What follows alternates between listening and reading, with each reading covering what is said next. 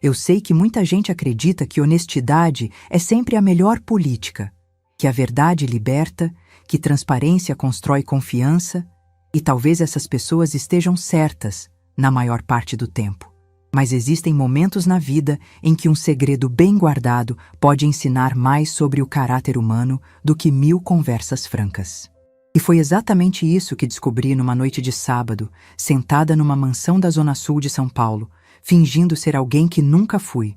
Me chamo Beatriz Almeida Ferreira, tenho 54 anos e durante os últimos 8 anos da minha vida vivi uma espécie de dupla identidade. De segunda a sexta-feira, das 8 da manhã às 6 da tarde, sou diretora executiva de uma das maiores instituições bancárias do país. Participo de reuniões estratégicas, tomo decisões que movimentam milhões de reais, comando uma equipe de 30 pessoas e ganho um salário mensal de 40 mil reais. Mas quando saio daquele prédio espelhado da Avenida Paulista e volto para casa, me transformo em outra pessoa. Uma viúva simples, de classe média, que mora num apartamento de 2 quartos, em Moema, dirige um carro popular e compra roupas em liquidação. Essa escolha não foi por acaso. Foi uma decisão consciente que tomei há muitos anos, quando meu mundo desabou e precisei reconstruir tudo do zero. E essa história começa exatamente aí, no dia em que me tornei mãe solo, aos 32 anos. Meu marido Daniel faleceu num acidente de trabalho, quando nosso filho Marcos tinha apenas 6 anos. Foi rápido, diziam os médicos, como se isso tornasse as coisas mais fáceis. Como se saber que ele não sofreu apagasse a dor de ter que explicar para uma criança pequena que o pai nunca mais voltaria para casa. Lembro do Marcos naquela época, com aqueles olhos enormes e confusos, me perguntando se o papai ia conseguir ver a apresentação dele na escola lá do céu. Eu sorria e dizia que sim, enquanto por dentro me despedaçava em milhões de fragmentos que não sabia como juntar de novo. Nos meses seguintes à partida de Daniel, tive que tomar decisões difíceis. Eu havia parado de trabalhar quando Marcos nasceu, dedicando-me inteiramente a ser mãe. Mas agora, viúva e com contas para pagar, precisava voltar ao mercado. Tinha formação em administração financeira, mas estava desatualizada, distante do mercado há 6 anos. Ainda assim, consegui uma vaga como analista júnior num banco. O salário era modesto, mas era um começo. Foi durante aqueles primeiros anos difíceis que tomei a decisão que moldaria todo o meu futuro e o de Marcos. Lembro de estar num parquinho, vendo meu filho brincar com outras crianças. Havia um menino ali, mais ou menos da idade dele, que chegou com uma bicicleta importada caríssima. O garoto não deixava ninguém brincar. Dizia que só ele podia tocar porque era dele, e custou muito dinheiro. Os outros meninos olhavam com aquela mistura de inveja e ressentimento. E naquele momento, tomei uma decisão. Jamais criaria um filho assim. Decidi que Marcos cresceria com valores sólidos, independentemente de quanto dinheiro eu viesse a ganhar. Ele aprenderia a valorizar cada real, a trabalhar pelo que quisesse, a entender que dignidade não se mede por etiquetas de roupas ou modelos de carros. E para garantir isso, manteria minha vida financeira em segredo. Ele veria uma mãe que trabalhava duro, que economizava, que fazia escolhas conscientes, não uma mãe que ostentava. Os anos passaram. Eu me dediquei incansavelmente à carreira. Estudava à noite depois que Marcos dormia. Fazia cursos de especialização nos finais de semana, aceitava todos os projetos desafiadores que apareciam. E fui subindo. Analista sênior aos 35. Gerente aos 38. Superintendente aos 42. Diretora executiva aos 46. Cada promoção significava um salário maior, mas meu estilo de vida permanecia o mesmo. Marcos cresceu vendo a mãe sair cedo e voltar tarde, sempre responsável, sempre dedicada. Nos aniversários dele, fazíamos festas simples em casa, com bolo caseiro e brincadeiras no parque.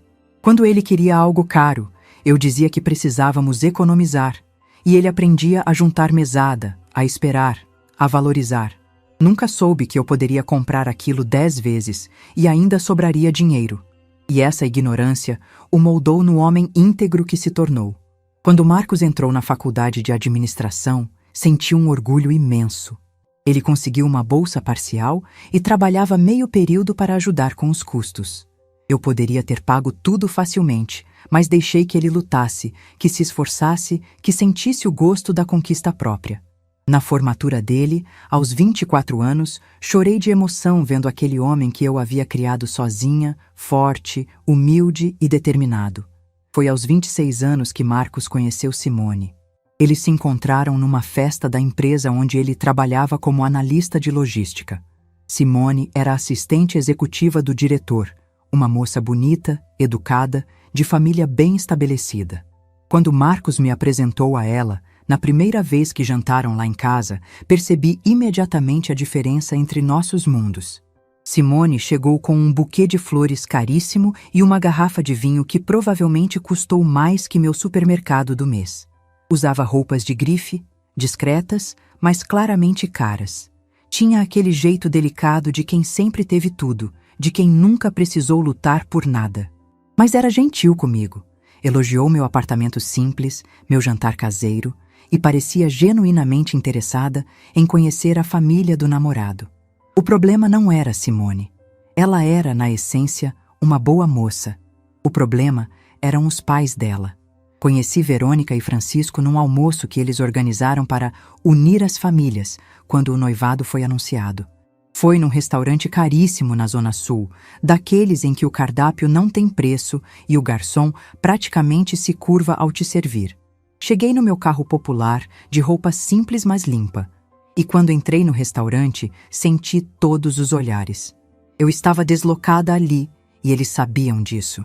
Verônica era uma mulher de 50 e poucos anos, mas parecia ter 40. Cirurgias, tratamentos estéticos, personal trainer, tudo perfeito. Usava um vestido de alfaiataria impecável e joias que brilhavam mais que o lustre do restaurante. Francisco, seu marido, era dono de uma rede de concessionárias de carros importados. Trajava terno italiano, relógio que custava o preço de um apartamento pequeno, e tinha aquele ar de superioridade de quem sempre teve dinheiro e acha que isso o torna melhor que os outros. Durante o almoço, eles foram educados. Mas havia algo nos olhares, nos sorrisos, nas pausas cuidadosas, antes de fazer perguntas. Verônica me perguntou sobre meu trabalho, e quando respondi que trabalhava num banco, ela sorriu daquela forma que significava piedade. Disse que era maravilhoso eu ter conseguido criar Marcos sozinha, que devia ter sido muito difícil, que ela admirava mulheres batalhadoras. Cada palavra era um elogio disfarçado de condescendência. Francisco foi ainda mais direto. Comentou sobre o carro velho que eu dirigia, sugeriu que Marcos poderia conseguir um desconto numa concessionária deles se eu quisesse trocar. Disse que família devia ajudar família, com aquele tom de quem está fazendo um favor imenso. Agradeci educadamente e mudei de assunto. O casamento foi bonito. Contribuí com o que pude para a festa sem exageros. Enquanto a família de Simone pagava o buffet, a decoração, o vestido de noiva e praticamente tudo mais, eu ajudei com algumas despesas menores. No dia do casamento, dei aos noivos um presente modesto, um jogo de panelas de boa qualidade e alguns utensílios de cozinha. Prático, útil, dentro do que uma sogra de classe média daria. Vi o olhar de Verônica quando abriram meu presente na mesa de presentes, junto com os outros. Ao lado de viagens para a Europa, eletrodomésticos importados e cheques generosos, minhas panelas pareciam quase uma piada. Ela sorriu para mim, daquele jeito doce e venenoso, e disse que era um presente muito útil e pensativo. As pessoas ao redor riram educadamente. Marcos pareceu constrangido. Eu fingi não perceber e continuei sorrindo. Mas foi depois do casamento que as coisas começaram a me incomodar de verdade. Verônica e Francisco começaram a interferir cada vez mais na vida do casal. Pagavam o aluguel do apartamento onde Marcos e Simone moravam, dizendo que era um presente temporário até eles se estabelecerem. Davam presentes caros constantemente, uma TV de última geração, móveis novos, até um carro melhor para Marcos, porque o antigo não era seguro. Cada presente vinha com um comentário sutil. Vocês merecem o melhor. É importante ter conforto na vida. A família está aqui para ajudar, mas eu via o que realmente estava acontecendo. Eles estavam criando dependência. Estavam moldando meu filho para se sentir grato, devedor, inadequado. E funcionou. Marcos começou a mudar. Ficou mais preocupado com aparências, mais consciente das diferenças financeiras entre as famílias. Começou a fazer comentários sobre como seria bom ganhar mais, ter uma casa maior, dar uma vida melhor para Simone. Nunca disse isso diretamente para mim, mas eu ouvia nas entrelinhas. Ele estava se sentindo menor, insuficiente, como se não fosse bom o bastante para a família em que havia entrado. E eu, vendo tudo isso acontecer, permaneci em silêncio. Não revelei minha situação financeira. Não mostrei meus extratos bancários. Não contei sobre os investimentos que fiz ao longo dos anos, sobre a reserva que tinha guardada, sobre o patrimônio que construí trabalhando incansavelmente. Porque queria que meu filho aprendesse algo fundamental, que valor pessoal não se mede em dinheiro e que dignidade não se compra. Mas esse silêncio estava prestes a acabar. Foi numa tarde de quinta-feira que recebi a ligação de Simone. Ela estava com aquela voz doce demais, ensaiada, o tom de quem está cumprindo uma tarefa desconfortável. Disse que os pais dela queriam me convidar para um jantar na casa deles. Só um jantar em família, Beatriz, ela disse, usando meu nome de uma forma estranhamente formal. Eles gostariam de conversar com você, conhecer melhor. Sabe como é, já faz um tempo desde o casamento e a gente se vê tão pouco. Algo no meu estômago se revirou. Perguntei se Marcos iria também. Houve uma pausa pequena do outro lado da linha, aquele tipo de hesitação que diz mais que 1000 palavras. Ah, não, dessa vez seria só você mesmo. Os pais querem conhecer melhor a família, sem os filhos, para atrapalhar a conversa de adultos, sabe? Não, eu não sabia. E quanto mais ela falava, mais meu instinto me gritava que havia algo errado naquele convite. Mas aceitei. Disse que seria um prazer e marquei o dia. Sábado seguinte, 8 da noite. 2 dias antes do jantar, meu celular tocou. Era Verônica. Ela foi direta ao ponto, daquele jeito que só pessoas acostumadas a comandar conseguem ser.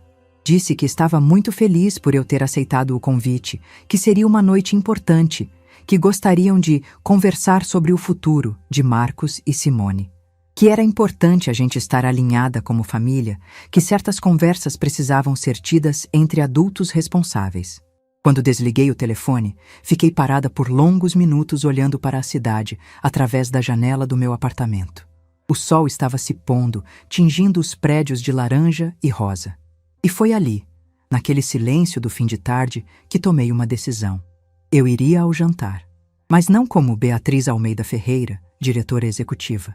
Iria como a sogra pobre e simples que eles imaginavam que eu era. Queria ver até onde ia a arrogância daquela família. Queria entender exatamente o que planejavam. E mais importante, queria que meu filho visse com os próprios olhos o tipo de pessoas com quem estava se relacionando. Na sexta-feira à noite, fui ao meu guarda-roupa e escolhi cuidadosamente minha roupa. Peguei uma blusa de algodão que já tinha anos, surrada nas mangas e desbotada da cor original. Uma calça jeans velha que eu usava para limpar a casa. Sandálias simples que estavam gastas na sola. Olhei para aquele conjunto e pensei, perfeito. No sábado me arrumei com atenção aos detalhes. Prendi o cabelo num coque desleixado, sem fixador, deixando alguns fios soltos e rebeldes. Não passei maquiagem. Não coloquei perfume caro. Não usei acessórios. Quando me olhei no espelho, vi exatamente o que eles queriam ver. Uma mulher cansada pela vida, vencida pelas circunstâncias, que mal conseguia se manter e que certamente seria grata por qualquer migalha de generosidade. Peguei minha bolsa mais simples, coloquei dentro apenas o essencial: carteira, celular, lenço de papel. E então, no último segundo, peguei algo que guardava numa gaveta há anos e raramente usava. Meu cartão Mastercard Black.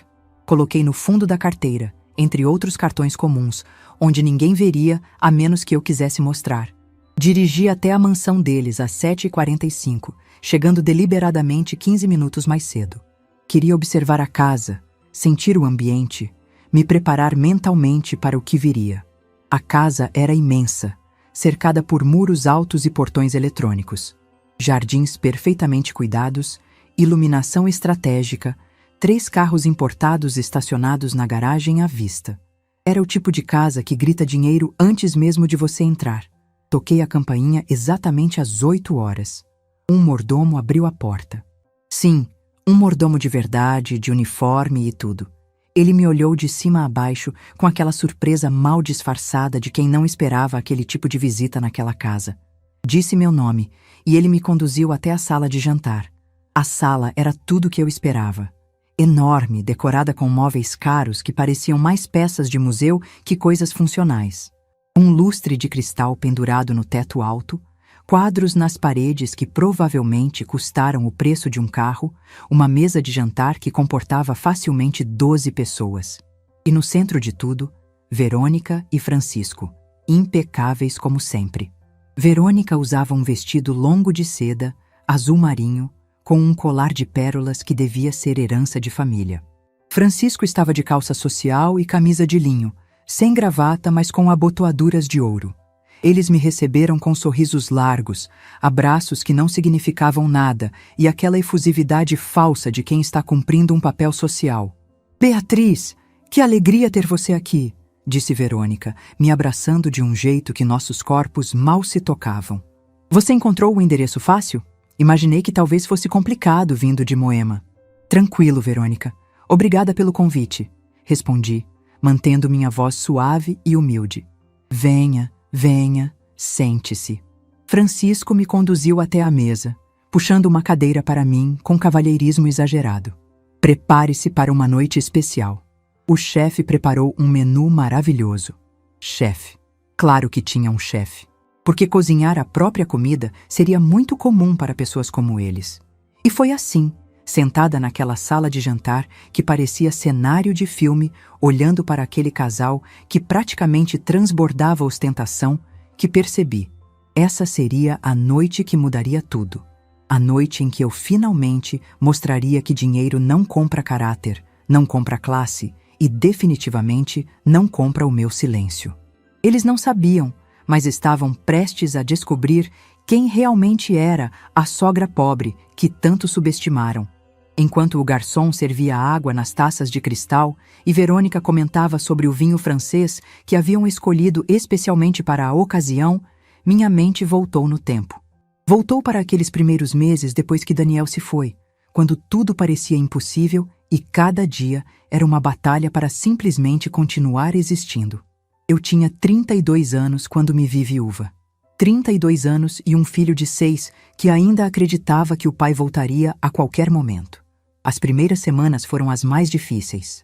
Acordava de madrugada, achando que ouvia a voz de Daniel na sala, seu riso grave que preenchia a casa. Mas era só o silêncio. Aquele silêncio pesado de uma ausência que não tem volta. Naquela época, morávamos num apartamento alugado de 3 quartos em Pinheiros. O seguro de vida de Daniel cobriu as dívidas e deixou uma quantia modesta, mas eu sabia que aquilo não duraria para sempre. Precisava trabalhar, precisava reconstruir minha vida profissional que havia pausado quando Marcos nasceu. Lembro da primeira entrevista de emprego depois de 6 anos fora do mercado. Foi num banco, para uma vaga de analista júnior. O salário era menos da metade do que eu ganhava antes de parar de trabalhar, mas eu não estava em posição de escolher. Sentei na frente daquele gerente de recursos humanos, um homem de 40 e poucos anos, que folheava meu currículo com aquela expressão que significava dúvida. 6 anos sem trabalhar é muito tempo, senhora Ferreira, ele disse, sem tirar os olhos do papel. O mercado financeiro mudou bastante nesse período. Eu sei, respondi, mantendo a voz firme mesmo com o coração acelerado. Mas estou disposta a aprender, a me atualizar, a fazer o que for necessário. Ele me olhou por cima dos óculos, avaliando. Deve ter visto algo na minha determinação, porque 3 dias depois recebi a ligação. Eu estava contratada. O salário era de R$3.000 mensais. Parecia pouco, mas para mim naquele momento era a diferença entre desistir e recomeçar. Comecei a trabalhar quando Marcos tinha acabado de completar 7 anos. Matriculei ele numa escola pública boa perto de casa, contratei uma vizinha para buscá-lo quando eu não pudesse sair do trabalho a tempo e me organizei numa rotina que beirava a loucura. Acordava às 5:30 da manhã, preparava o café da manhã, deixava Marcos pronto para a escola, pegava 2 ônibus até o banco, trabalhava das 8 às 6, voltava para casa, ajudava com a lição de casa, preparava o jantar, colocava meu filho para dormir. E então, só então, quando a casa finalmente ficava em silêncio, eu abria os livros e estudava. Porque se tinha uma coisa que aprendi naqueles primeiros anos de viuvez, foi que ninguém ia fazer as coisas por mim. Se eu quisesse crescer, precisaria ser melhor que todos os outros. Precisaria trabalhar mais, estudar mais, me dedicar mais. E foi exatamente isso que fiz. Nos primeiros 6 meses como analista júnior, me voluntariei para todos os projetos que ninguém queria pegar. Análises complexas que demandavam horas de trabalho? Eu pegava. Relatórios que precisavam ser entregues em prazos apertados? Eu entregava. Apresentações para a diretoria que deixavam todos nervosos? Eu me oferecia. Meu gerente na época, Sr. Roberto, era um homem sério, mas justo. Lembro de uma vez em que fiquei até às 10 da noite terminando um relatório urgente. Quando finalmente salvei o arquivo e levantei da mesa, achei que estava sozinha no escritório. Mas o Sr. Roberto estava ali, na porta da sala dele, me observando. Você tem um filho pequeno, não tem, Beatriz? Ele perguntou. Tenho sim, senhor. Ele está com uma vizinha agora. E mesmo assim ficou até essa hora para terminar o trabalho. O trabalho precisava ser feito, respondi simplesmente. Ele ficou em silêncio por alguns segundos. Depois assentiu com a cabeça. Esse tipo de dedicação não passa despercebido. Continue assim. E eu continuei. Continuei durante os 3 anos seguintes, até que o Sr. Roberto me chamou na sala dele e disse que havia me indicado para uma promoção. Analista sênior. O salário quase dobrava. Eu tinha 35 anos e finalmente estava conseguindo não apenas sobreviver, mas começar a guardar dinheiro. Foi nessa época que me mudei para o apartamento em Moema. Não era grande, apenas 2 quartos, mas era nosso. Comprei à vista com parte das economias que havia juntado, mais um financiamento pequeno que consegui pagar em 2 anos. Quando entreguei as chaves do apartamento alugado e mudamos para o nosso próprio espaço, Marcos, que tinha então 9 anos, perguntou se agora éramos ricos. Não, meu amor, respondi, penteando os cabelos dele. Mas estamos bem, e isso é o que importa. Ele sorriu com aquele jeito simples e satisfeito que só crianças têm. Não precisava de mansão, não precisava de luxo. Precisava de um teto seguro e de uma mãe presente. E eu fazia questão de garantir isso. Mas enquanto Marcos via uma mãe que trabalhava muito para dar conforto básico, a realidade era outra. Com a promoção, comecei a investir. Lia sobre mercado financeiro, estudava sobre ações, fundos, títulos. Apliquei parte das minhas economias estrategicamente e vi o dinheiro crescer. Não era especulação, era planejamento. Cada real investido tinha um propósito: garantir que nunca mais passássemos necessidade. Aos 38 anos, fui promovida a gerente. Meu salário pulou para R$ 10.000 mensais. Marcos tinha 12 anos e começava a adolescência. Foi quando alguns dos meus investimentos renderam muito bem e percebi que tinha um patrimônio acumulado que já ultrapassava R$ 500.000. R$ 500.000. Poderia ter mudado tudo na nossa vida. Poderia ter comprado um apartamento maior, um carro novo, roupas de marca, mas não fiz nada disso. Continuei com o mesmo carro popular que havia comprado usado anos antes. Continuei morando no mesmo apartamento de 2 quartos. Continuei comprando roupas em liquidação e fazendo compras em supermercado de bairro. Por quê? Porque lembrava daquele menino no parquinho com a bicicleta cara, achando que era melhor que os outros por causa de um objeto. E lembrava da promessa que fiz a mim mesma. Meu filho seria humilde, grato, consciente do valor das coisas. E isso só aconteceria se ele não crescesse cercado de luxo desnecessário. As festas de aniversário de Marcos eram sempre em casa. Eu decorava com balões do bazar, fazia bolo caseiro, organizava brincadeiras simples. Seus amigos vinham, riam, brincavam e no fim do dia meu filho adormecia feliz, dizendo que tinha sido o melhor aniversário do mundo. Ele não sabia que eu poderia ter alugado um buffet caro, contratado animadores, feito uma festa que seria assunto da escola por semanas. E ele não precisava saber. Quando Marcos quis fazer um curso de inglês aos 14 anos, disse que precisava juntar dinheiro. Durante 6 meses, ele guardou a mesada modesta que eu dava. Fez pequenos bicos lavando carros dos vizinhos, vendeu doces na escola. Quando finalmente conseguiu pagar as primeiras mensalidades, a alegria no rosto dele era genuína. Era a alegria de quem conquista algo com o próprio esforço. Eu poderia ter simplesmente pago o curso inteiro. Mas onde estaria a lição? Aos 42 anos, recebi a promoção que mudou tudo, superintendente. Agora eu comandava toda uma área do banco, com dezenas de pessoas sob minha responsabilidade. O salário passou para R$ 25.000 mensais. Marcos tinha 16 anos e estava no ensino médio, já pensando em faculdade. Foi uma época intensa. Eu trabalhava mais de 10 horas por dia, participava de reuniões estratégicas, viajava às vezes para outras cidades por causa do trabalho, mas sempre fazia questão de estar presente nos momentos importantes de Marcos. Apresentações na escola, jogos de futebol que ele jogava no time do bairro, conversas à noite antes de dormir. Lembro de uma vez em que tive que escolher entre uma reunião importantíssima com investidores internacionais e a apresentação de teatro do Marcos na escola. Ele tinha um papel pequeno, apenas 3 falas, mas era importante para ele. Escolhi o teatro. Meu chefe na época não gostou. Disse que eu estava perdendo uma oportunidade de networking valiosa. Mas quando vi o sorriso de Marcos ao me ver sentada na plateia, soube que tinha feito a escolha certa. "Você veio, mãe?" Ele disse depois, me abraçando forte. "Pensei que você tivesse que trabalhar." "Sempre vou estar aqui quando você precisar", respondi. E era verdade. O dinheiro continuou crescendo. Meus investimentos renderam bem, comprei 2 apartamentos pequenos para alugar, diversifiquei minha carteira. Aos 44 anos, tinha um patrimônio que ultrapassava R$ 2 milhões. Mas ninguém sabia. Continuei vivendo exatamente da mesma forma, com as mesmas roupas simples, o mesmo carro velho, a mesma vida sem ostentação.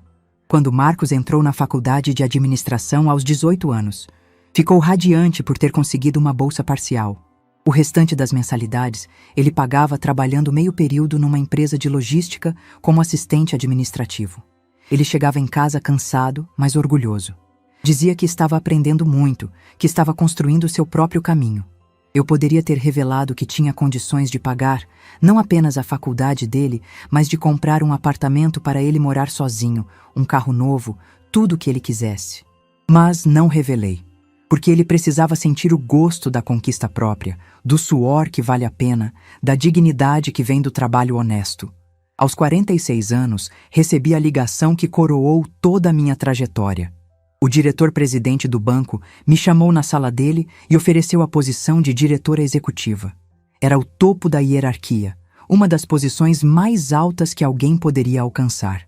O salário era de R$ 40.000 mensais, mais bônus anuais que poderiam dobrar esse valor. Aceitei, obviamente.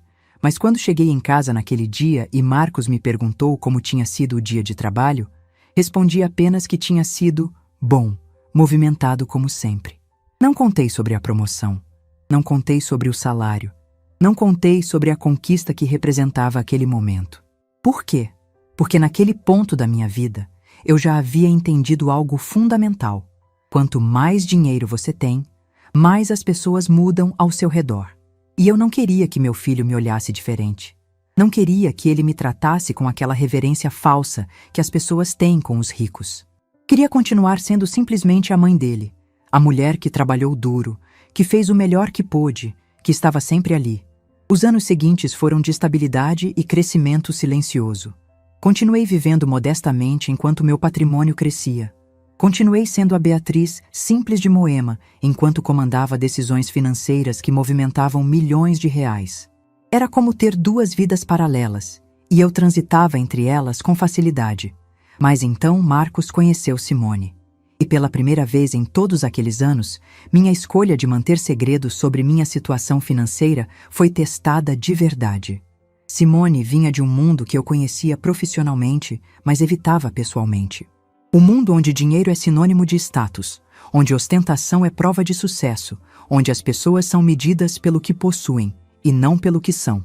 E os pais dela, Verônica e Francisco, eram a personificação perfeita desse mundo. Desde o primeiro encontro, percebi o olhar deles. Aquele olhar que avalia, que calcula, que classifica. Eu era a sogra pobre, a viúva que trabalha num banco. Eles assumiram que eu era caixa ou algo assim. A mulher que criou o filho sozinha com dificuldade. E esse rótulo me foi colado sem que eu fizesse nada para contestá-lo. Poderia ter corrigido, poderia ter explicado minha verdadeira posição, mas escolhi não fazer isso, porque queria ver como tratariam alguém que acreditavam ser inferior economicamente. Queria testar o caráter dessas pessoas que passariam a fazer parte da vida do meu filho. E o que vi não me agradou. Vi a piedade mal disfarçada nos olhos de Verônica quando ela elogiava minha força de mulher batalhadora. Vi o desinteresse de Francisco quando eu falava, como se minhas palavras não tivessem valor porque eu não tinha o sobrenome certo ou a conta bancária recheada. Vi os presentes estratégicos que eles davam ao casal, sempre com comentários sobre como vocês merecem o melhor e como a família está aqui para ajudar. Mas o que mais me machucou foi ver meu filho mudando. Marcos começou a fazer comparações, começou a se sentir inadequado. Começou a achar que não era suficientemente bom porque não tinha dinheiro, porque vinha de uma família simples, porque sua mãe dirigia um carro velho e morava num apartamento pequeno. Uma noite, alguns meses depois do casamento, Marcos veio me visitar sozinho. Sentamos na pequena sala do meu apartamento, tomando chá, e ele estava quieto demais. Conhecia meu filho bem demais para não perceber que algo o incomodava. "Mãe", ele disse finalmente, "você nunca se sentiu mal por não ter conseguido dar mais para mim? Uma casa melhor, coisas melhores, uma vida mais confortável?" Aquelas palavras foram como uma facada. Não pela pergunta em si, mas pelo que ela revelava. Meu filho estava se sentindo envergonhado de mim, envergonhado da vida simples que construímos juntos, envergonhado de não ter ostentação para mostrar. Respirei fundo antes de responder. "Marcos, eu sempre te dei tudo o que você precisou. E você se tornou um homem trabalhador, honesto, humilde. Isso não vale mais que qualquer mansão ou carro importado?" Ele ficou em silêncio, olhando para a xícara de chá nas mãos. "Vale, mãe. Claro que vale. É só que às vezes sinto que poderia ter feito mais por você também. Te dar uma vida melhor agora que estou trabalhando." "Eu não preciso de uma vida melhor", respondi com firmeza. "Eu tenho tudo o que preciso." E era verdade. Eu tinha. Tinha saúde, tinha paz, tinha dignidade. Tinha um trabalho que me realizava, um filho que amava, uma vida que escolhi viver nos meus próprios termos. O fato de ter dinheiro no banco não mudava nada disso. Mas vi naquele dia que a influência de Verônica e Francisco estava mais forte do que eu imaginava. Eles estavam moldando a forma como Marcos via o mundo, me via, se via, e isso não podia continuar. Foi por isso que, quando recebi o convite para o jantar, vi uma oportunidade. Uma oportunidade de mostrar ao meu filho que caráter não se compra, que respeito não se mede em dinheiro, que dignidade não tem preço. E se isso significava encenar um pouco, fingir ser ainda mais simples do que já parecia, então, que fosse. Eu estava prestes a dar uma lição que nenhum de nós esqueceria. E enquanto o garçom começava a servir a entrada do jantar naquela mansão ostensiva, eu me preparava mentalmente para o que viria. Porque sabia que aquela noite não era sobre comida cara ou vinhos franceses. Era sobre revelar verdades. E algumas verdades, quando reveladas, têm o poder de mudar tudo. A entrada servida era algo que eu nem conseguia pronunciar o nome. Algo francês, com espuma de não sei o quê e redução de alguma coisa. Verônica explicava cada detalhe do prato como se estivesse dando uma aula, gesticulando com aquelas mãos perfeitamente manicuradas, os anéis de diamante refletindo a luz do lustre. Francisco cortava sua porção com movimentos precisos, de quem está acostumado a jantares assim desde sempre. Eu provei educadamente, elogiando o sabor mesmo sem entender metade dos ingredientes. Cada mordida parecia parte de um teatro, onde eu interpretava a sogra impressionada com o luxo, aquela mulher simples que raramente tinha acesso a esse tipo de experiência. E eles compravam a performance completamente. "É maravilhoso, não é?" Verônica sorriu, inclinando a cabeça de forma que as luzes pegassem no colar de pérolas. "Esse chefe é o mesmo que atende celebridades em São Paulo. Conseguimos trazer ele aqui uma vez por mês. Obviamente, custa uma fortuna, mas vale cada centavo." "Imagino", respondi com a voz suave que havia escolhido para aquela noite. "Deve ser mesmo muito caro." Bem, Francisco interveio, limpando a boca com o guardanapo de linho. Quando se tem condições, é importante aproveitar o melhor que a vida oferece. Não acha, Beatriz? Com certeza, concordei, baixando os olhos para o prato. O gesto perfeito de quem se sente pequeno diante de tanto luxo. O jantar prosseguiu nesse ritmo por mais 20 minutos. Eles falavam sobre viagens recentes à Europa, sobre o novo carro que Francisco havia importado, sobre reformas que planejavam fazer na casa de praia. Cada história era uma demonstração sutil de riqueza, cada comentário uma forma de deixar claro o abismo financeiro entre nós. Eu escutava tudo com aquela atenção educada de quem ouve sobre um mundo distante, inatingível. Fazia as perguntas certas, demonstrava a surpresa esperada, mantinha meu papel com perfeição. E quanto mais eles falavam, mais confiantes ficavam, mais certos de que eu era exatamente o que aparentava ser. Foi quando o prato principal foi servido que Francisco mudou o tom da conversa. Ele limpou a garganta, trocou um olhar significativo com Verônica e se inclinou levemente em minha direção. Beatriz, começou ele, usando aquele tom de voz que executivos usam em reuniões quando vão fazer uma proposta. Nós a convidamos aqui hoje porque precisamos conversar sobre algo importante. Coloquei o garfo no prato e encontrei o olhar dele, mantendo minha expressão neutra, levemente apreensiva. Claro, Francisco, estou ouvindo. Verônica assumiu a palavra com aquele sorriso que ela devia achar maternal, mas que parecia mais calculado que carinhoso. Veja bem, querida, nós adoramos Marcos. Ele é um rapaz maravilhoso, trabalhador, e nossa Simone está muito feliz com ele. Fico feliz em ouvir isso, respondi sinceramente. Mas, ela continuou, e naquela palavra pequena estava todo o peso da conversa. Precisamos ser práticos. Marcos e Simone estão começando a vida juntos, e sabemos que vocês vêm de uma realidade diferente da nossa. O silêncio que se seguiu era pesado. Eles esperavam que eu dissesse algo, que reconhecesse minha inferioridade financeira. Então, dei a eles exatamente o que queriam. É verdade, admiti baixinho, mexendo no guardanapo sobre meu colo. Sempre dei o melhor que pude para o Marcos, mas sei que não é o mesmo nível que vocês podem oferecer. Vi a satisfação nos rostos deles. Era como se eu tivesse confirmado uma suspeita que eles já tinham. Francisco continuou, agora mais confiante. Exatamente, Beatriz. E não há nada de errado nisso. Cada um faz o que pode com o que tem. Mas agora que Marcos faz parte da nossa família, queremos garantir que ele e Simone tenham tudo o que merecem. E você também, é claro, Verônica acrescentou rapidamente, com aquele tom que soava mais como obrigação que preocupação genuína. Afinal, você é a mãe do Marcos. Você também faz parte da família agora. Família. A palavra soou estranha vinda da boca dela, como se pertencimento fosse algo que se concede, não algo que se constrói. Francisco bebeu um gole de vinho antes de prosseguir. O que estamos tentando dizer é que entendemos que você pode passar por dificuldades. A aposentadoria de funcionário de banco não é muito, imagino. E sabemos que você trabalha há tantos anos que deve estar cansada. E que criar um filho sozinha deve ter consumido todas as suas economias. Verônica emendou, com aquele olhar de piedade que eu já conhecia tão bem. Permaneci em silêncio, apenas ouvindo. Queria ver até onde eles iriam. Por isso, Francisco continuou, endireitando a postura como quem está prestes a fazer um anúncio importante. Gostaríamos de oferecer uma ajuda, uma forma de garantir que você tenha tranquilidade e que Marcos não precise se preocupar em te sustentar. Afinal, um casal jovem já tem suas próprias responsabilidades. Foi quando Verônica se inclinou e pegou algo da bolsa que estava no chão ao lado da cadeira.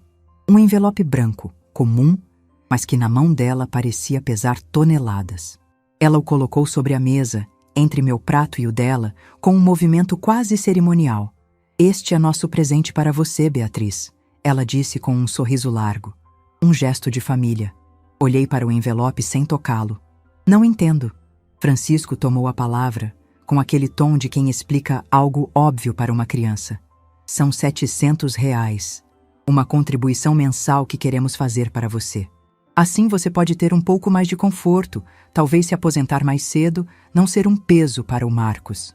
Um peso para o Marcos. As palavras ecoaram na minha cabeça. Não era apenas sobre o dinheiro. Era sobre o que aquele gesto representava. Eles estavam tentando me comprar, tentando me colocar no meu lugar, tentando me transformar em alguém que deveria ser grato por migalhas, dependente da generosidade deles. R$ 700. Eu ganhava mais que isso em uma única hora de trabalho. Mas eles não sabiam disso. E naquele momento, olhando para aquele envelope sobre a mesa e para os rostos satisfeitos daquele casal, tomei minha decisão final. Não seria mais amanhã, nem depois. Seria agora. Respirei fundo, mantendo a compostura. Isso é muito generoso da parte de vocês. Comecei, com a voz ainda suave, ainda educada. Realmente muito generoso. Imaginamos que faria diferença para você, Verônica disse, quase radiante. E claro, isso fica entre nós. Não precisa mencionar para o Marcos. Não queremos que ele se sinta constrangido ou obrigado. Não queriam que Marcos soubesse que estavam pagando para que eu me afastasse. Queriam que eu aceitasse em silêncio, que ficasse grata, que me apequenasse ainda mais. Entendo perfeitamente, respondi, e então fiz algo que os pegou completamente desprevenidos. Levantei a mão e chamei o garçom que estava discretamente posicionado próximo à porta da cozinha. O jovem se aproximou imediatamente. Sim, senhora. Gostaria da conta, por favor. O silêncio que se seguiu foi absoluto. Verônica e Francisco me olhavam como se eu tivesse falado em outro idioma. O garçom piscou algumas vezes, confuso. Desculpe, senhora. Ele perguntou. A conta do jantar, por favor. Gostaria de pagar. Francisco soltou uma risada desconfortável. Beatriz, isso não é necessário. Você é nossa convidada. Este jantar é por nossa conta. Eu insisto, disse com firmeza, mas ainda educada. Vocês foram muito gentis em me receber e gostaria de retribuir a hospitalidade. Verônica tentou disfarçar o desconforto com um sorriso. Querida, realmente não precisa. Nós convidamos você. É nosso prazer recebê-la. Mas eu já havia decidido. Olhei diretamente para o garçom. A conta, por favor. É um pedido sério. O rapaz olhou para Francisco, que estava visivelmente constrangido, mas tentava manter a compostura de bom anfitrião. Com um aceno relutante, Francisco sinalizou para que o garçom atendesse meu pedido. Alguns minutos depois, o garçom voltou com uma pasta de couro contendo a conta. Ele a entregou para mim, hesitante, como se não tivesse certeza se estava fazendo a coisa certa. Abri a pasta e vi o valor total, R$ 7.450. O chefe particular, o vinho francês, a comida sofisticada, tudo somado num valor que para eles era trivial, mas que imaginavam ser impossível para mim. Vi o olhar que Verônica e Francisco trocaram. Era uma mistura de preocupação e algo que parecia quase prazer mórbido. Eles achavam que eu estava me colocando numa situação constrangedora, que teria que admitir que não podia pagar, que voltaria atrás envergonhada. Com movimentos calmos, abri minha bolsa. A bolsa simples, surrada, que combinava perfeitamente com minha roupa humilde. Tirei minha carteira de dentro. Uma carteira comum, de couro sintético, com a costura se desfazendo em uma das pontas. Abri a carteira lentamente, saboreando cada segundo. Passei pelos cartões comuns que ficavam nas primeiras divisórias. Cartão de débito de Banco Popular. Cartão de loja de departamento. Tudo muito básico, muito comum. E então, cheguei ao último compartimento. E de lá, com um movimento quase reverente, retirei um cartão que não usava há meses, mas que sempre carregava comigo. Meu Mastercard Black. O silêncio na sala mudou de qualidade. Não era mais apenas ausência de som. Era expectativa, incredulidade, choque se formando. Coloquei o cartão sobre a conta e o garçom, que claramente entendia o significado daquele pedaço de plástico preto e pesado, rapidamente o pegou e saiu para processar a transação. Francisco tinha empalidecido. Verônica abriu a boca, mas nenhum som saiu. Eles olhavam para mim como se estivessem vendo um fantasma. Vocês sabem o que é necessário para ter um desses cartões? Perguntei. Minha voz ainda calma, mas agora com uma firmeza que não havia estado lá antes. É preciso ter renda mensal comprovada de pelo menos R$ 50 mil, ou patrimônio líquido superior a 5 milhões. Verônica finalmente encontrou sua voz, embora saísse trêmula. Beatriz, Vocês não sabiam. completei por ela. Exatamente. Vocês não sabiam por que julgaram pela aparência. Viram uma mulher de roupas simples, carro velho, apartamento pequeno e assumiram que isso significava pobreza. Francisco tentou recuperar a compostura. Nós não queríamos ofender, mas ofenderam. Cortei. E agora minha voz carregava todo o peso de anos de silêncio. Me julgaram sem conhecer. Tentaram me comprar com R$ 700. R$ 700, Francisco. Eu ganho R$ 40 mil por mês como diretora executiva de um dos maiores bancos do país. Esse jantar que vocês prepararam para me impressionar? Eu ganho mais que isso em 2 horas de trabalho. O garçom voltou naquele momento, com o comprovante na mão e uma expressão cuidadosamente neutra no rosto. Ele havia claramente entendido o que estava acontecendo. Assinei o recibo sem desviar os olhos de Verônica e Francisco.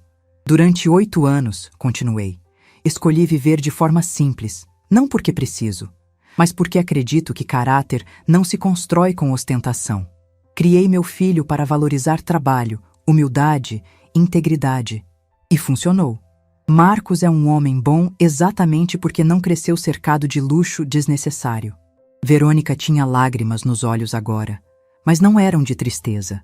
Eram de humilhação, de raiva, de incredulidade. Você nos enganou, ela disse, a voz saindo áspera. Eu não enganei ninguém, respondi com calma absoluta. Vocês se enganaram sozinhos, viram o que quiseram ver e revelaram exatamente quem são no processo. Levantei-me da cadeira, peguei minha bolsa, guardei a carteira. Cada movimento era deliberado, calmo, cheio de dignidade. R$ 700 mensais para que eu não seja um peso para o meu filho, repeti, pegando o envelope que ainda estava sobre a mesa e devolvendo para Verônica. Vocês não ofereceram isso por bondade, ofereceram para ter controle, para me colocar num lugar de dependência e gratidão, para poder dizer que ajudam a família pobre do genro. Beatriz, por favor. A Francisco tentou se levantar, mas eu levantei a mão. Não, disse firmemente. Vocês tiveram sua chance de me conhecer de verdade. Escolheram julgar, escolheram diminuir, escolheram acreditar que dinheiro é medida de valor humano. Caminhei até a porta da sala de jantar, parei e me virei uma última vez. Dinheiro não compra caráter, Verônica. Não compra respeito, Francisco. E definitivamente não compra a minha ausência da vida do meu filho. Marcos vai saber de tudo o que aconteceu aqui hoje. E então ele vai decidir com que tipo de pessoas quer continuar se relacionando. Saí daquela mansão com a cabeça erguida, meus sapatos velhos ecoando no mármore do corredor, minha roupa simples contrastando com o luxo ao meu redor. Mas pela primeira vez em anos, senti que estava completamente alinhada entre quem eu era e como me apresentava ao mundo. No carro, antes de ligar o motor, peguei o celular e disquei para Marcos. Ele atendeu no 3º toque. Mãe, tudo bem? É tarde. Você está em casa? Estou saindo da casa dos seus sogros. Precisamos conversar, meu filho. Tem muita coisa que você não sabe sobre mim. E chegou a hora de você saber tudo. A voz dele ficou preocupada. Aconteceu alguma coisa? Você está bem? Olhei para o retrovisor, onde via a mansão iluminada se afastando. Imaginei Verônica e Francisco ainda sentados naquela sala de jantar, processando o que tinha acabado de acontecer. Estou ótima, Marcos. Melhor do que estive em muito tempo. Vou te contar uma história sobre escolhas, sobre valores e sobre por que às vezes guardamos segredos. Você pode vir no meu apartamento amanhã de manhã? Claro, mãe. Estarei aí às 9. Ótimo. E Marcos? Sim, eu te amo. E nunca, nunca duvide disso. Desliguei o telefone e finalmente liguei o carro. O motor velho roncou, o banco de tecido estava gastos, o painel tinha todos os seus anos. Mas aquele carro me levou para casa, para meu apartamento simples, para minha vida escolhida. E pela primeira vez em muito tempo, dirigi com um sorriso no rosto. A verdade tinha sido revelada, e agora tudo mudaria. Não dormi naquela noite. Fiquei na varanda do meu apartamento, olhando a cidade acender e apagar suas luzes, sentindo algo que não sentia há muito tempo. Uma mistura de alívio e antecipação. Alívio por ter finalmente tirado a máscara. Antecipação pelo que viria a seguir, porque eu sabia que aquela revelação não terminaria ali. Era apenas o começo de um terremoto que abalaria todas as estruturas daquela família perfeita e ostensiva. Às 5:30 da manhã, meu celular começou a explodir com notificações. Mensagens, ligações perdidas, tudo ao mesmo tempo. A primeira era de Marcos, enviada às 4 da madrugada. Mãe, precisamos conversar. Urgente. Acabei de sair da casa dos sogros. Não consegui dormir. Estou indo aí agora. Ele chegou 15 minutos depois, ainda com a roupa do dia anterior, os olhos vermelhos, os cabelos completamente despenteados. Mas o que mais me assustou foi a expressão no rosto dele, uma mistura de fúria, choque e algo que parecia descrença absoluta. Entrou sem dizer oi, foi direto para a cozinha, pegou água da geladeira e bebeu o copo inteiro de uma vez. Então se virou para mim. Conte. Tudo. Agora. A voz dele saiu dura, controlada demais. Era assim que Marcos ficava quando estava realmente furioso. Não gritava, não explodia. Ficava gelado, contido, perigoso. Sentamos à mesa da cozinha. O sol começava a nascer lá fora, pintando o céu de laranja e rosa. E ali, naquela luz de amanhecer, contei tudo. Cada detalhe da minha jornada profissional. Cada promoção escondida. Cada salário que ele nunca soube. Cada investimento estratégico, todo o patrimônio que construí em silêncio absoluto. Marcos me ouvia com os maxilares travados, as mãos fechadas em punhos sobre a mesa. Quando cheguei na parte do jantar, os R$ 700, a tentativa de me comprar, as palavras não ser um peso para Marcos, ele bateu a mão na mesa com tanta força que a xícara de café pulou. Filhos da... Ele começou, mas parou, respirou fundo, tentou se controlar. Marcos. Tentei acalmá-lo. Não, mãe, deixa eu falar. A voz dele saiu trêmula de raiva. Você sabe o que aconteceu ontem à noite? Você sabe o que eu presenciei? Fiz que não com a cabeça. Simone me ligou desesperada às 11 da noite, chorando, histérica, dizendo que a mãe dela estava tendo um ataque de nervos. Fui até lá achando que tinha acontecido alguma emergência médica. E sabe o que encontrei? Ele se levantou, começou a andar de um lado para o outro da cozinha. Encontrei Verônica trancada no quarto dela, chorando feito criança. Mas não era choro de remorso, mãe. Era choro de humilhação pura. Ela gritava que tinha sido enganada, que você tinha armado uma cilada, que foi uma humilhação calculada. Ela acha que eu é que humilhei ela? Não consegui esconder a ironia na minha voz. É exatamente isso que ela acha. Marcos passou a mão pelo rosto, exausto. E Francisco está pior ainda. Ele passou a noite inteira ao telefone, ligando para amigos, para parentes, tentando dar a versão dele da história, dizendo que você se passou por pobre de propósito para depois fazer um show, que foi tudo teatrinho. Algo no meu peito se apertou. Não de mágoa, mas de uma raiva fria começando a ferver. E o pior, mãe, o pior de tudo. Marcos parou de andar e me olhou nos olhos. Sabe quem mais estava lá na hora do jantar? O mordomo deles, o chefe, o garçom, 2 empregados da cozinha, todos presenciaram tudo. E você acha que eles ficaram quietos? Ah, comecei a entender. Pois é, essa manhã, às 5 horas, Francisco descobriu que todos os empregados pediram demissão. Todos, de uma vez, disseram que não queriam trabalhar para pessoas que humilham os outros por dinheiro. E mais, já estão espalhando a história por toda a vizinhança. Não pude evitar um pequeno sorriso. A justiça às vezes vem de onde menos esperamos. Francisco está desesperado. Marcos continuou. Sabe aquele jantar beneficente que ele organiza todo ano? Aquele evento super exclusivo que só a elite vai? 4 famílias já cancelaram confirmação de presença. 4. Em menos de 12 horas. Como eles souberam? Perguntei. O chefe que preparou o jantar de ontem? Ele é famoso, trabalha para várias dessas famílias. E ele tem boca. Marcos riu sem humor. A história já está circulando, mãe. O casal milionário que tentou comprar a sogra pobre por R$ 700 e descobriu que ela ganha 40 mil por mês. É isso que estão comentando. Fiquei em silêncio, processando tudo. Não tinha planejado que as consequências fossem tão públicas, tão imediatas, mas também não sentia nenhum pingo de culpa. E Simone? Perguntei finalmente. O rosto de Marcos se fechou completamente. Simone está do lado dos pais dela. Aquelas palavras caíram como uma bomba entre nós.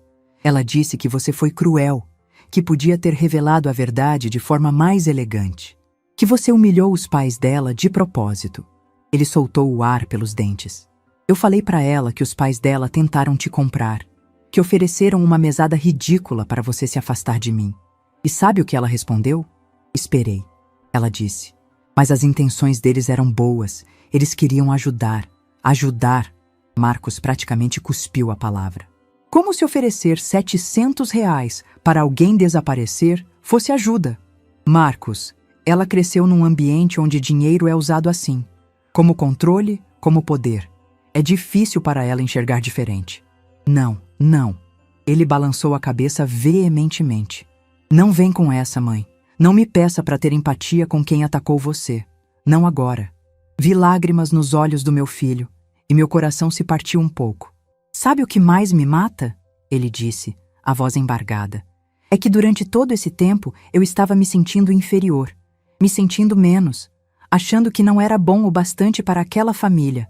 E o tempo todo, o tempo inteiro, você era mais bem-sucedida que qualquer um deles. E eu não sabia, eu não te valorizei como deveria.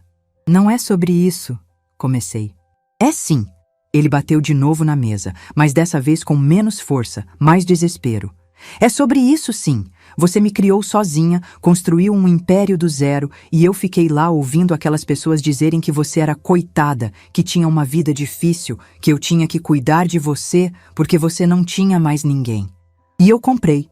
Comprei essa narrativa completamente. Você comprou porque eu quis que comprasse, disse firmemente. Foi minha escolha, Marcos. Minha decisão consciente de te criar com valores ao invés de ostentação. Mas eu deveria ter percebido.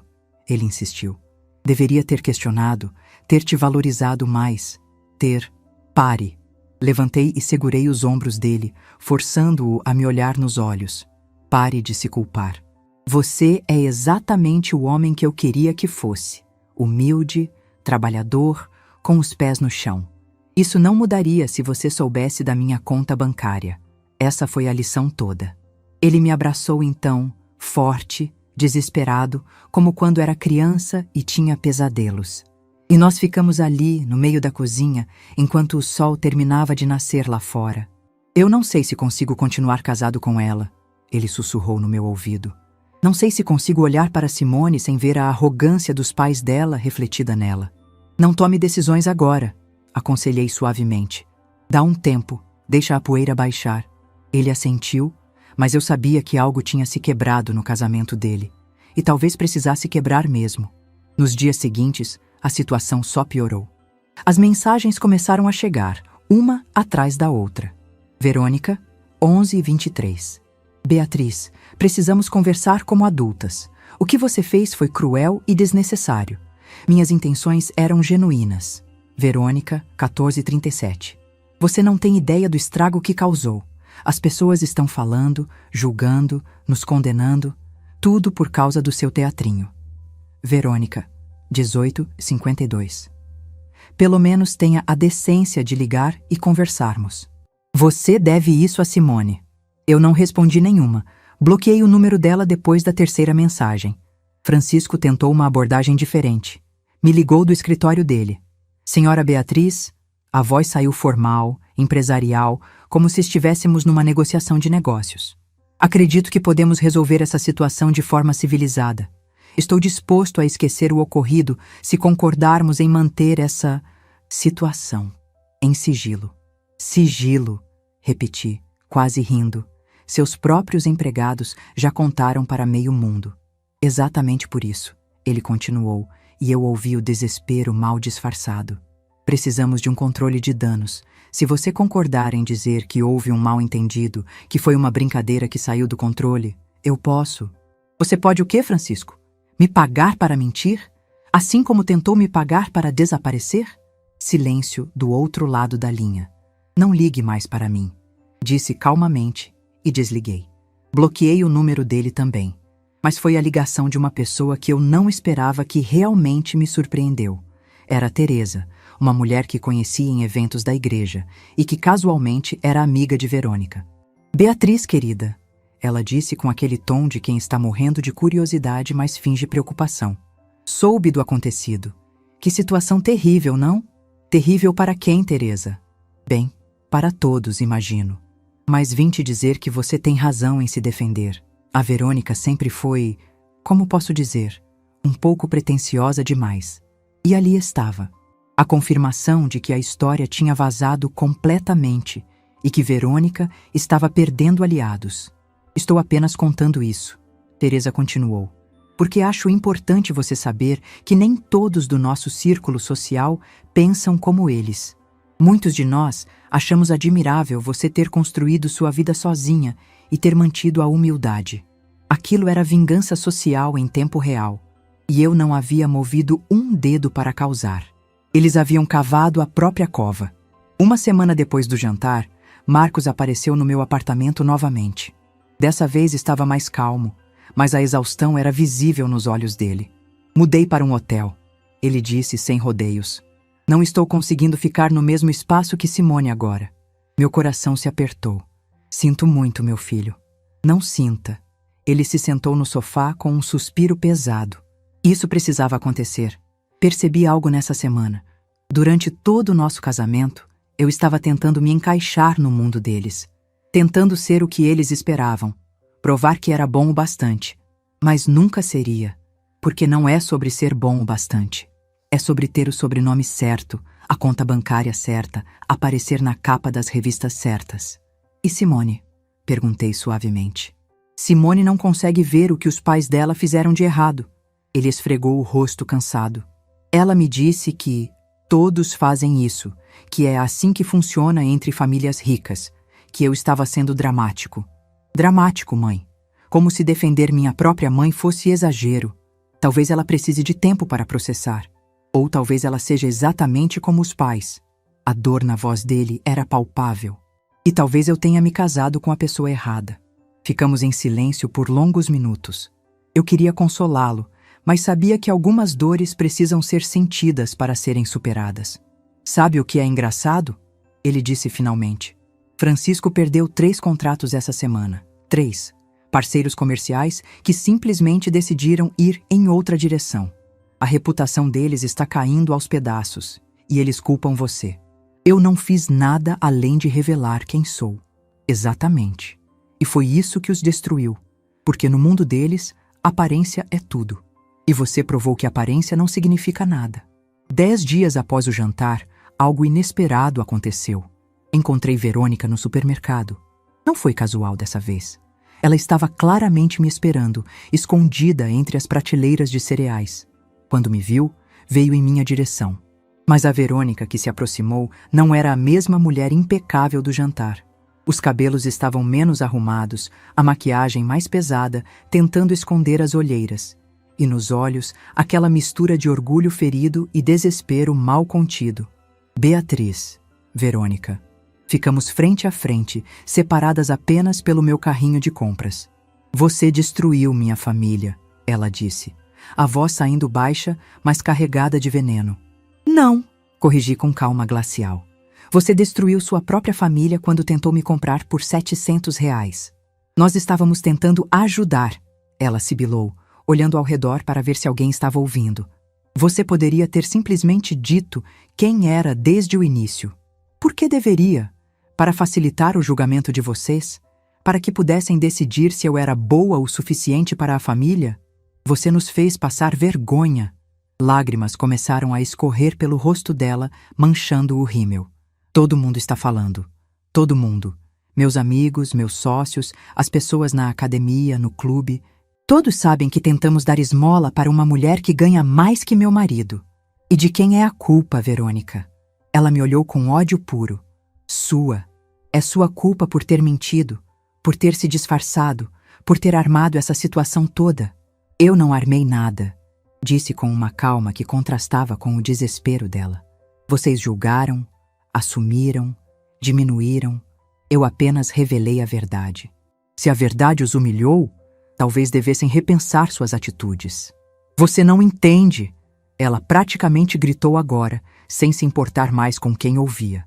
Simone está sofrendo, Meu casamento está em crise. Francisco perdeu contratos. Tudo por sua causa. Dei um passo em direção a ela e Verônica recuou instintivamente. Não, disse baixo, mas firme. Tudo por causa de vocês. Por causa da arrogância de vocês. Por causa de acharem que dinheiro dá direito de tratar pessoas como inferiores. Eu não causei nada disso.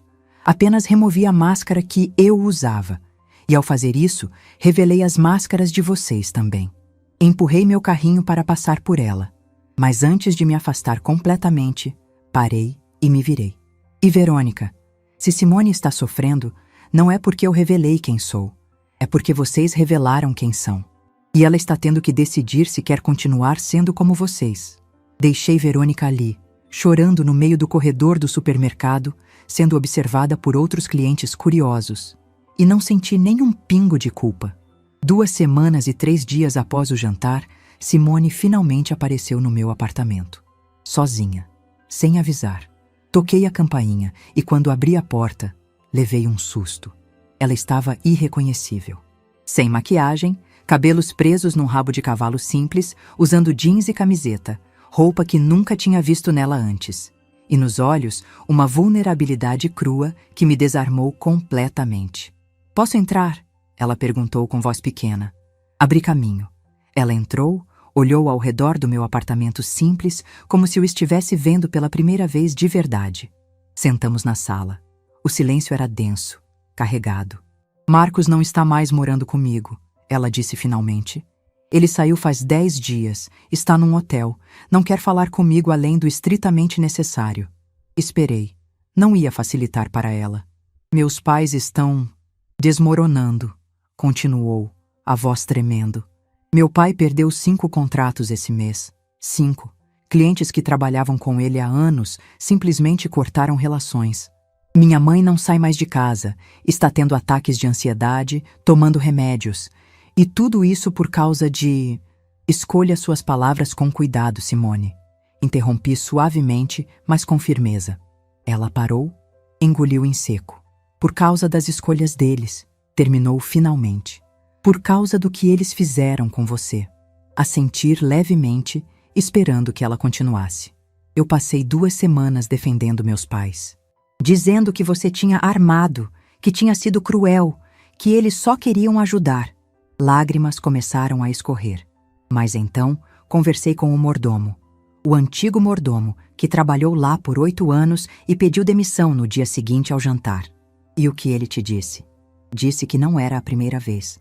Que meus pais sempre fizeram isso. Julgar, diminuir, usar dinheiro como ferramenta de controle. Que eu só não via porque era a filha deles, porque estava do lado certo da equação." Ela soluçou. "Ele me contou histórias sobre como tratavam os empregados, sobre comentários que faziam sobre pessoas que consideravam inferiores. E eu percebi. Eu cresci achando que aquilo era normal." Continuei em silêncio, deixando ela processar. "Beatriz, eu preciso pedir desculpas. Não pelos meus pais. Eles que peçam as próprias desculpas, se é que conseguem. Mas por mim, por ter comprado aquela narrativa, por ter te olhado com piedade durante todo esse tempo, por ter achado que éramos melhores que você de alguma forma." Ela levantou os olhos para mim e vi genuína vergonha ali. "Eu não quero ser como eles. Não quero criar meus filhos achando que dinheiro é medida de valor humano. Não quero acordar daqui a 30 anos e perceber que perdi as pessoas importantes da minha vida porque estava muito ocupada ostentando." "Essas são palavras bonitas, Simone", disse calmamente. "Mas ações importam mais que palavras. A questão é, você está pronta para agir diferente? Mesmo que isso signifique confrontar seus pais? Mesmo que signifique perder o conforto e os privilégios que eles oferecem?" "Eu não sei", ela admitiu honestamente. "Não sei se sou forte o suficiente. Mas quero tentar, quero aprender e quero que você me ajude." Olhei para minha nora por longos segundos. Vi uma mulher quebrada, mas talvez exatamente por estar quebrada, finalmente aberta para reconstruir-se de forma diferente. "Posso te ajudar", disse finalmente. "Mas não vou te salvar. Essa jornada é sua. Posso caminhar ao lado, mas cada passo tem que vir de você." Ela assentiu, limpando as lágrimas. "É tudo o que peço." "E seus pais?" Simone respirou fundo. Eu disse para eles ontem que eles estavam errados. Que precisam te pedir desculpas de verdade, sem justificativas, sem mais. Minha mãe disse que eu estava sendo ingrata. Meu pai disse que eu estava escolhendo uma estranha ao invés da minha própria família. E o que você respondeu? Que família se constrói com respeito, não com sangue. E que se eles não conseguem respeitar a mãe do meu marido, então não merecem meu respeito também. Pela primeira vez desde que ela chegou, sorri. Isso foi corajoso. Foi necessário. Ela limpou o rosto. Não sei se consigo recuperar meu casamento. Não sei se Marcos vai me perdoar por ter levado tanto tempo para enxergar. Mas preciso começar de algum lugar. Ficamos conversando por mais 2 horas. Sobre valores, sobre dinheiro, sobre o que realmente importa na vida. E quando Simone saiu do meu apartamento, vi nela um começo de transformação. Pequeno, frágil, mas real. Naquela noite, liguei para Marcos e contei sobre a visita. Ele ouviu tudo em silêncio. Você acha que ela mudou de verdade? Ele perguntou. E ouvi esperança cautelosa na voz dele. Acho que ela está tentando.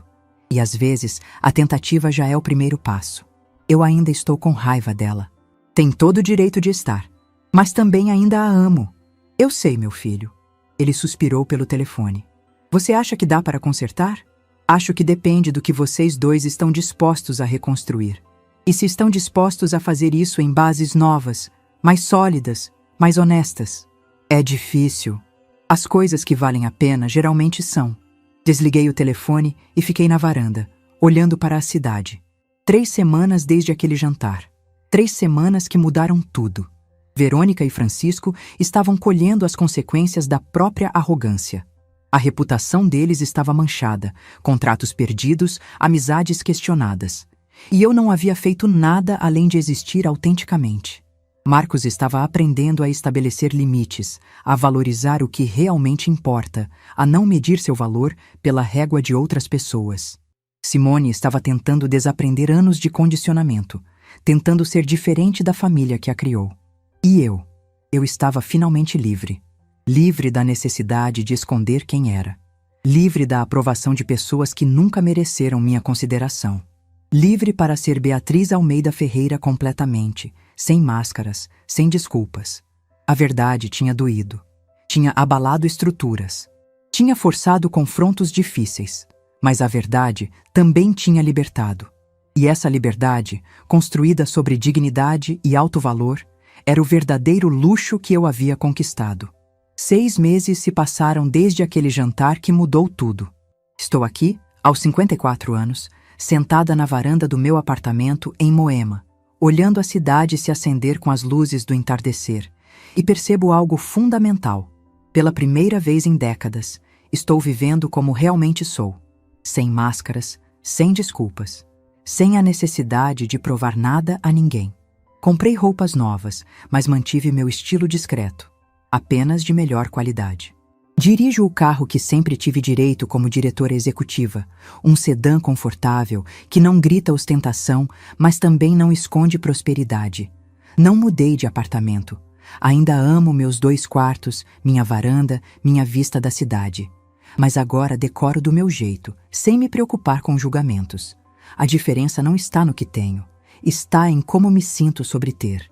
Marcos e Simone estão tentando reconstruir o casamento. Não foi fácil, não foi rápido, e ainda não sei se vai funcionar. Eles começaram terapia de casal, estão conversando mais, estabelecendo limites com a família dela. Simone cortou a mesada que os pais davam, recusou o carro que Francisco tentou dar de presente de reconciliação. Começou a trabalhar de verdade pela primeira vez na vida. É estranho, ela me disse numa visita recente, não depender deles financeiramente. Assustador até, mas também libertador. Eu entendo perfeitamente. Liberdade financeira não é sobre ter dinheiro. É sobre não precisar aceitar desrespeito em troca dele. Verônica e Francisco não me procuraram mais. Ouvi dizer através de Simone que o casamento deles está abalado. As perdas financeiras, a reputação manchada, o afastamento da filha, tudo cobrou seu preço. Francisco está considerando vender uma das concessionárias. Verônica começou a frequentar uma terapeuta. Não sinto alegria com o sofrimento deles, mas também não sinto culpa.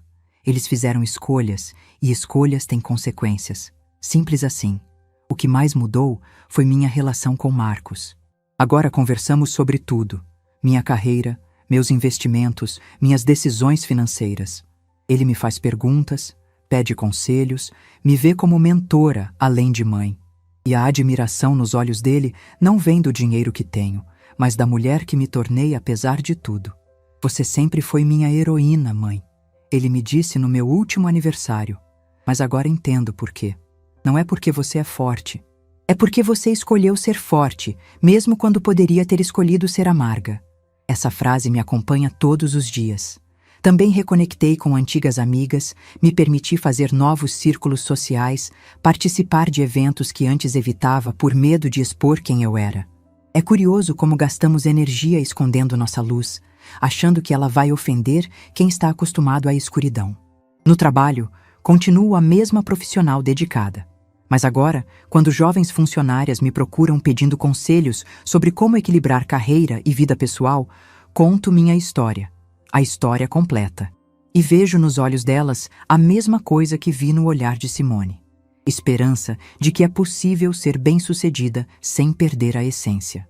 Às vezes, nas noites quietas, penso em Daniel, no homem que amei e que se foi cedo demais.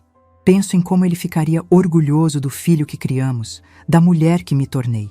E agradeço, porque foi a partida dele que me forçou a descobrir uma força que nem sabia que tinha. A dor nos transforma. Podemos escolher deixá-la nos destruir ou nos reconstruir mais fortes. Eu escolhi a segunda opção. O envelope com R$700 está guardado numa gaveta da minha escrivaninha. Nunca o joguei fora. Ele me lembra de um momento crucial. O momento em que finalmente disse basta. Basta de aceitar migalhas. Basta de me diminuir para caber nas expectativas alheias. Basta de trocar minha dignidade por aceitação. Algumas pessoas me perguntam se eu me arrependo de ter escondido minha situação financeira por tantos anos. A resposta é não.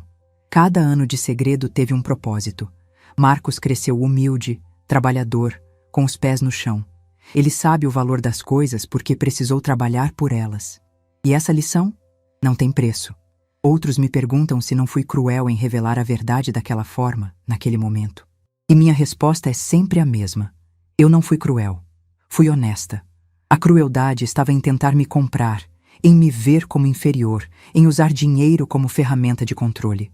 Eu apenas removi as máscaras, a minha e as deles. Hoje, aos 54 anos, aprendi que riqueza de verdade não se mede em dinheiro na conta bancária. Se mede em noites de sono tranquilo, em conversas honestas com quem amamos, em não precisar da aprovação de quem nunca mereceu nossa consideração, em olhar no espelho e reconhecer a pessoa refletida ali.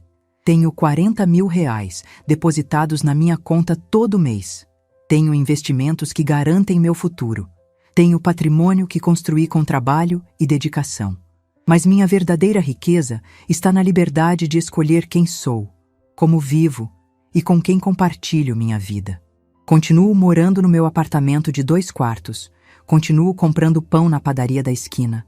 Continuo cumprimentando os vizinhos pelo nome, não porque preciso, mas porque escolho. E essa escolha, essa liberdade de ser autenticamente quem sou sem máscaras e sem medos, é o maior luxo que alguém pode ter. A noite caiu completamente agora. As luzes da cidade piscam lá embaixo como estrelas terrestres. E eu, Beatriz Almeida Ferreira, mulher, mãe, viúva, executiva, investidora, sonhadora, estou em paz. Porque no fim, descobri algo que nenhum cartão Black pode comprar. A verdadeira riqueza está em viver uma vida onde você não precisa esconder quem é para ser aceita, onde seu valor não depende da opinião alheia e onde sua dignidade nunca, jamais está à venda. R$700 ou 40 mil por mês. O número não importa. O que importa é saber com absoluta certeza que você não tem preço. E essa certeza, essa vale todos os patrimônios do mundo. Se essa história tocou seu coração, deixe seu like, se inscreva no canal e comente aqui embaixo. No meu lugar, o que você faria? Sua mensagem pode iluminar o dia de alguém.